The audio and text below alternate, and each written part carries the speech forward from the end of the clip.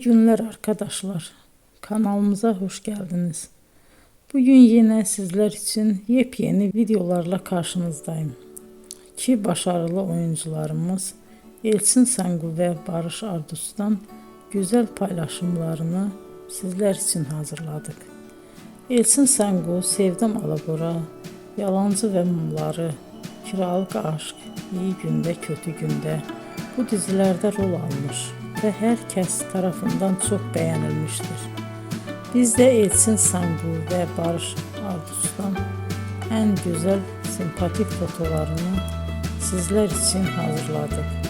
Bu karelerin devamını istiyorsanızsa emeğe saygı olarak kanalımıza abone olup yorum yazmayı unutmayın arkadaşlar.